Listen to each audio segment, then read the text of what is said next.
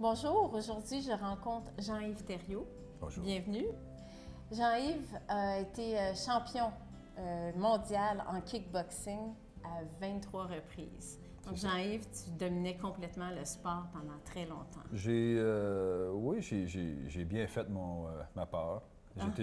J'ai été chanceux, j'ai été bien entouré. Pardon. J'ai été bien entouré, j'ai eu un bon entraîneur. Je pense que l'ère du kickboxing était vraiment propice. Le destin s'est bien dessiné. Le destin s'est bien dessiné. Est-ce que tu peux nous expliquer comment tu en es venu au kickboxing? Qu'est-ce qui t'a amené là? D'abord, je suis venu dans le monde des arts martiaux comme adolescent, un jeune homme, un peu gêné. J'avais visionné ou été témoin d'une attaque dans une ruelle, dans la cour d'école et tout ça. Puis je me suis dit à un moment donné, j'ai dit, mon Dieu, si c'était moi, ce que je ferais. Je suis dans une position pour me défendre, bien, j'étais plus ou moins peureux, tu sais. On ne sait pas, comme jeune adolescent, je ne sais pas est-ce que je vais être le récipient de coups de poing, coups de pied, ou bien c'est moi qui vais les donner? Comment est-ce que ça va se passer? Tu étais petit, tu avais peur de nature? Bien, c'est pacifique quand même. Tu sais, des agressions comme ça, moi, je ne connaissais pas ça. On joue du sport, on s'amuse et tout, mais tu sais, une confrontation qui est émotionnelle, c'est-à-dire je veux vraiment te faire mal, je ne connaissais pas ça. Tu ne correspondais pas aux jeunes qui avaient eu une enfance dramatique ou de la violence ou quoi que ce soit, qui s'est fait bardasser. Non. Même si je pense qu'on en a déjà parlé de ça, j'ai été dans des foyers nourriciers, moi, depuis l'âge de 6 ans. OK. De 6 ans à 12 ans. Je ne savais pas. Donc, c'est pas quelque chose qui m'a traumatisé en réalité. Ce qui nous a amené à être placés dans des foyers. Mon père est décédé, j'avais 5 ans ou 6 ans. Et puis ma maman voulait poursuivre ses études, était à l'université, travaillait, puis juste impossible d'élever une famille de 6 garçons. Bon. Donc, dans les foyers nourriciers, puis des fois j'étais avec un de mes frères, des fois non, des fois j'étais toute seule. Quand tu es toute seule, mais tu es toute seule. Puis ça, c'est des gens, c'est pas ma famille, tu sais, ce madame-là, ce monsieur-là, ils ont une collectivité, mais avec moi, je veux dire, je viens réaliser assez rapidement que je suis une source de revenus pour les autres. Donc, juste cette pensée-là... Par le combat, une source de revenus, tu veux dire? Non, dans les foyers nourriciers. OK. Je suis avec des gens qui ne me connaissent pas. Ils sont allés à l'État, ils ont dit, ben oui, on va en prendre un, parce qu'ils reçoivent 400, 500, 600 $ par mois pour le garçon, la fille, les deux, les trois. Puis... rapidement, j'ai su que c'est juste pour cette raison-là que je suis ici, moi. C'est pas parce que nécessairement qu'ils veulent aider quelqu'un, là. Puis cette pensée-là m'a vraiment forcé à être... m'a pas forcé, mais m'a poussé dans une direction de saut, là, où je suis seul. Il faut que je vole toute seule. Ça, c'est mon premier combat, si tu veux, là. Je suis seule. Je suis seule dans ce monde-ci. Je suis arrivé toute seule. Puis je vais quitter toute seule. Oui. Je vais quitter seule, mais pendant tout le long de ma vie, je vais avoir des relations avec des gens. Puis, mais je suis arrivé, puis je vais quitter toute seule. Fondamentalement ça. Tout à fait. J'ai découvert quelque chose de bien fascinant, c'est la peur que les gens, comme qu'on la connaît, nous menottent. Oui. Moi, ça m'a libéré. Toi, ça t'a libéré. Ouais, moi, c'est une clé pour mon succès, ça. Cette peur-là que tu ressens, puis tu es capable de surmonter, c'est J'ai peur, je l'accepte, la peur. C'est mon allié, ça. Tu acceptes ta peur. Ça va me faire bouger ma tête. Ça va me faire me lever le matin puis d'aller courir. C'est le motivateur, c'est la bougie d'allumage. J'ai besoin de quelque chose pour... au mois de janvier, à moins 25, d'aller courir à l'extérieur. J'ai pas peur de l'adversaire, mais j'ai peur de me faire mal. Je suis papa, donc j'ai peur de ne pas être capable de servir mes enfants. J'ai peur des séquelles qui peuvent être sérieuses. Ce que ça m'a amené, les arts martiaux, c'est une extension de ma famille.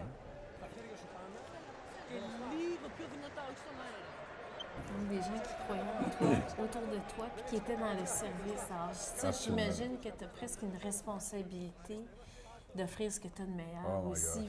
Ah, tu l'as par bien dit. rapport Là. à eux. Là. Ah, tu l'as bien dit. Là. C'est pas. Tu sais, ces gens-là, tu le vois, tu le sens, ils donnent tout ce qu'ils ont pour ton bienfait à toi. Je vais vous seconder sur ça. Vous Je allez vais être voir. à la hauteur de toute Absolument. la confiance que vous me Absolument. donnez. Puis quand tu arrives sur un ring, il n'y a vraiment plus d'émotion, il n'y a plus de pensée. Tu sais, il n'y a rien qui existe. Enfin, pour moi, là, il n'y a rien qui existe. Je vois une action, il y a une réaction, ou une deuxième, ou une troisième. Il y a des stratégies, il y a tu sais, l'échange, après ça, il y a les prochaines 30 secondes, après ça, il y a 2 minutes, après ça, j'ai 1 minute de break. Puis là, si on recommence le deuxième round, puis le troisième, puis le Tu es dans le cinquième, moment puis le complètement. Absolument. Tu es dans ton corps Absolument. complètement. Absolument. Tout à fait. Puis je vois quelque chose, je réagis à cet événement-là, cette action-là. Et puis, je pense pas combien de coups de pied que j'ai donné, quel round qu'on est rendu. J'ai aucune idée où on est rendu. Où? Je m'en fous, ça n'a pas d'importance. C'est là, si j'en prends un, là, ça peut changer toutes les choses. Puis... Parle-moi de ta relation avec ton adversaire à ce moment-là, quand tu es dans la présence du moment. Là.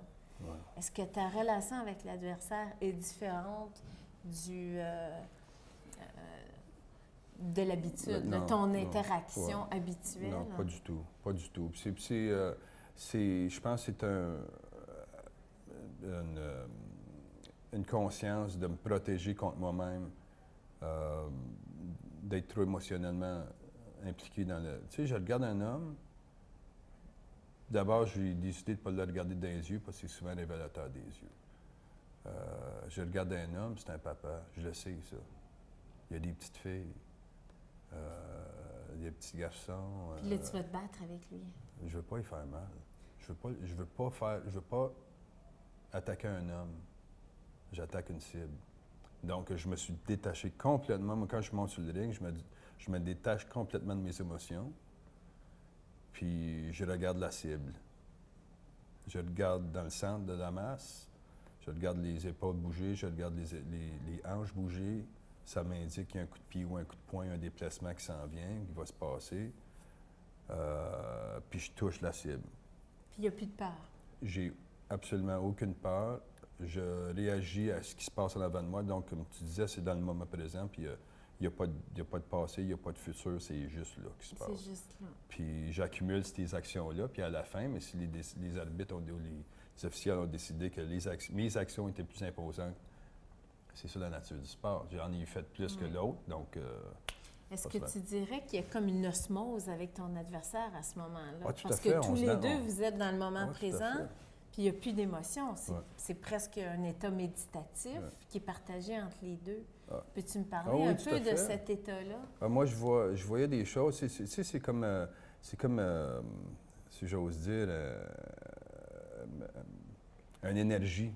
Je vois pas des bras, je vois pas des pieds, je vois une boule d'énergie comme ça. Puis ça peut être une énergie qui est positive, ça peut être quelque chose qui est négatif dans le sens que la peur l'envahit, puis c'est la peur qui contrôle. Je le vois tout de suite. Si un homme a peur soit de moi, ou bien de l'action, de la foule, quoi que ce soit, je le vois tout de suite. J'ai combattu 76 fois. Je vais te dire honnêtement, j'en ai peut-être gagné 30 avant de monter sur le ring. Je le savais tout de suite, ce garçon-là a peur. Juste dans ce qu'il dégage, dans son énergie. Tu vois, l'aura alentour d'eux autres, puis la manière qu'ils se comportent, les réactions quand je vais les adresser, je vais leur parler. Puis j'ai joué avec ça aussi. J'ai joué, je suis allé à la pêche, si tu veux. Là, je les mettais un petit peu à leur aise.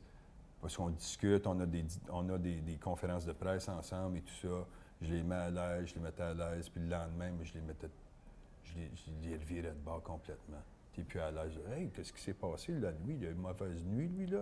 Aujourd'hui, il est tout agressif, puis il peut me faire mal, puis c'est plus ça. Je savais que ça les affectait. Puis une journée, je suis là avec eux autres, puis le lendemain, je suis complètement... C'est noir et blanc. Hein?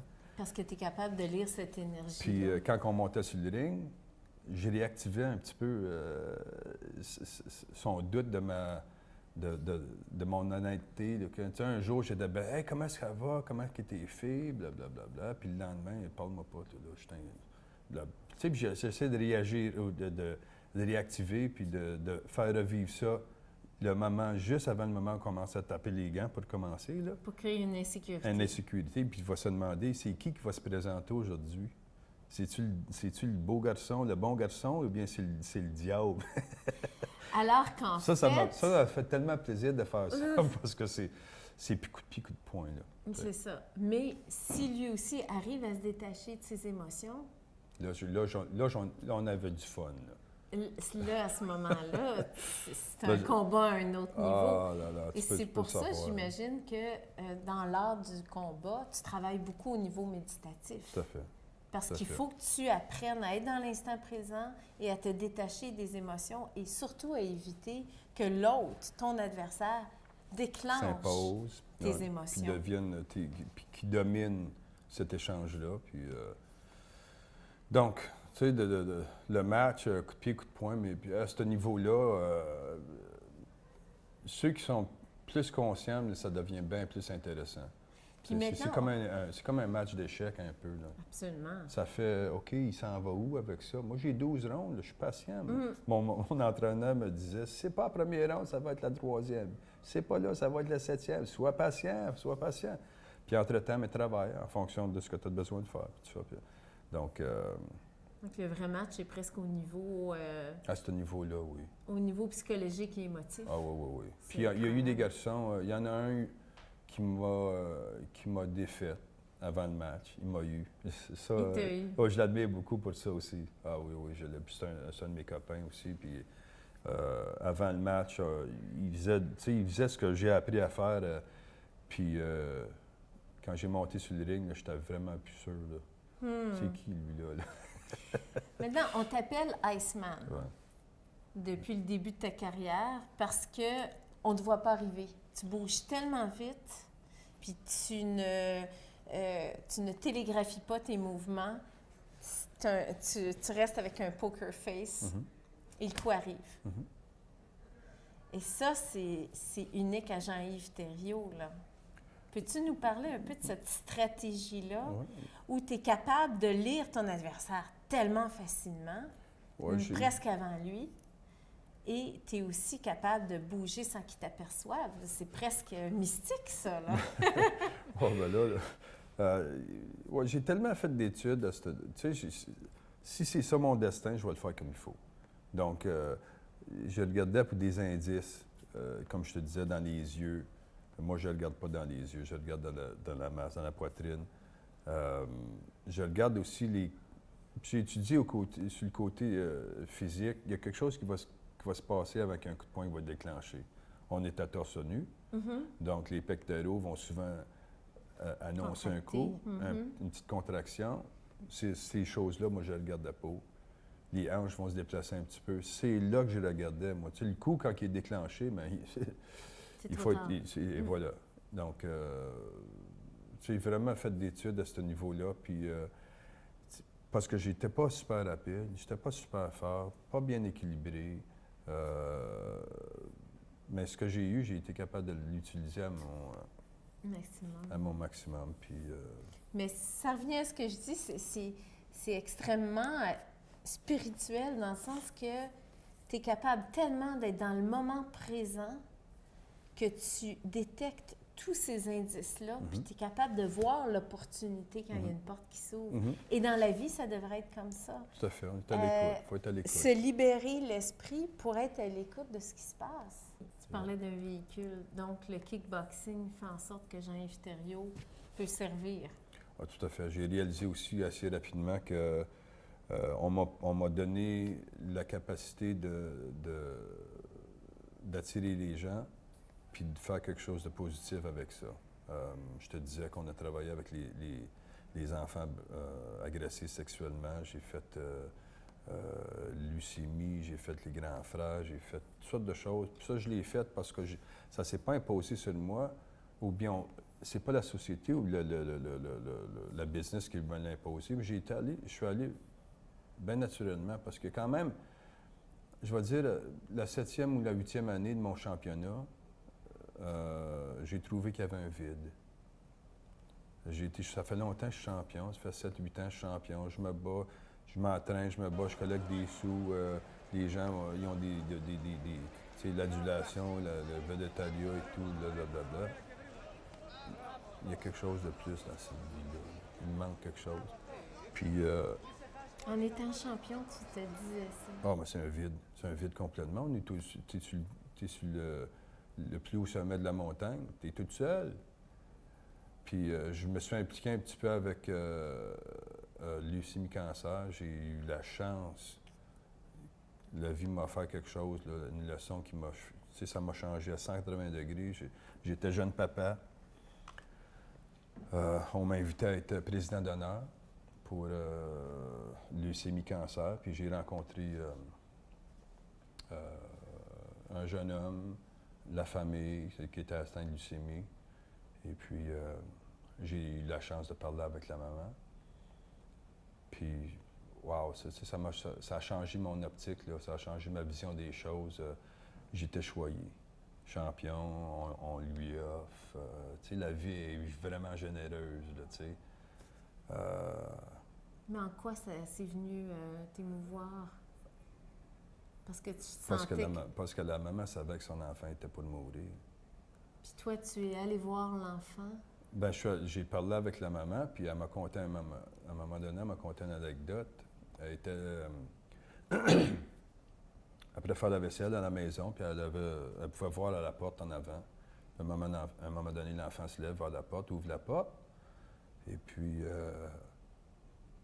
reste là, figé pendant 10, 15, 20 secondes. Ferme la porte, continue, va jouer, blablabla.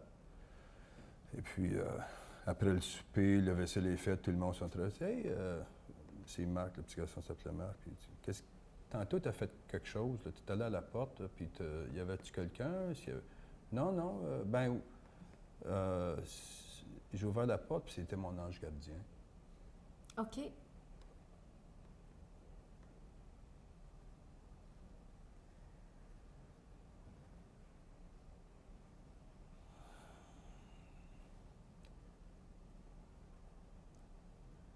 OK.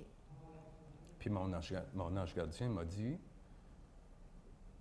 je vais venir te chercher bientôt. Et la mère t'a conté ça? Si ça touche pas, ça, on n'est pas humain. Hein? Puis j'étais jeune papa. Ma petite fille avait 1 an. J'ai dit, oh mon Dieu, j'ai rien compris, là.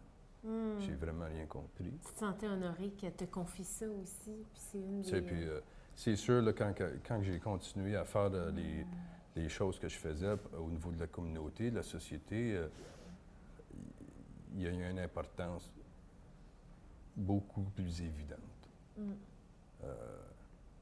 On m'a choisi pour faire quelque chose de bien. Puis ça, ben, tu vois comment ça m'a fait, que ça fait 30 ans de ça. C'est venu ça m'a changé complètement. Puis j'ai réussi à être capable d'enjoyer ma carrière pour un autre 7-8 ans. Je commençais à être blasé un peu. Je fais ça, j'aime ça, ce que je fais, mais il y a un manque en quelque part. Puis, le destin m'a amené à cette position-là. Tu dis, OK, jeune homme, là, on a quelque chose à faire là, avec toi. Là. Puis, je peux pas te dire comment que je suis reconnaissant pour ça. Hein. Et ça t'a motivé à continuer à être champion pour ceux qui se... Bien, j'ai fait bien des choses avec... Qui se sentent inspirés par Jean-Yves. Oui, tu sais, j'avais des tout-petits atteints de cancer, puis j'ai été capable... Tu sais, c'était plus facile pour moi de ne pas les apitoyer. Tu sais, ils ont peut-être pas beaucoup de temps à vivre, sauf que la qualité de leur vie, là, si je suis capable d'amener un petit rayon de soleil,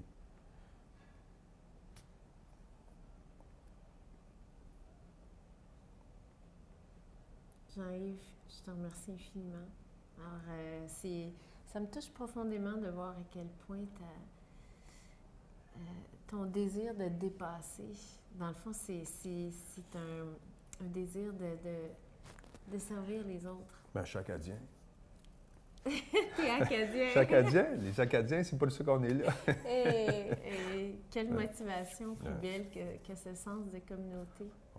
Merci. On est être humain. On est être humain, puis de passer à côté de la synergie qu'on peut avoir avec les autres, puis de faire quelque chose, de créer un monde beaucoup plus sain. Là. Moi, pour moi, personnellement, je le vois. Je le sens. Puis ça m'oblige. Ça m'oblige à le comportement que je choisis d'avoir. Puis j'ai bien hâte de voir beaucoup plus de monde d'arriver à ce point-là dans leur vie. Ça va être un bien plus beau monde. On a tous un devoir envers les autres et envers soi-même. Oui, tout à fait. Jean-Yves, je te remercie infiniment. Ça fait plaisir. À la prochaine.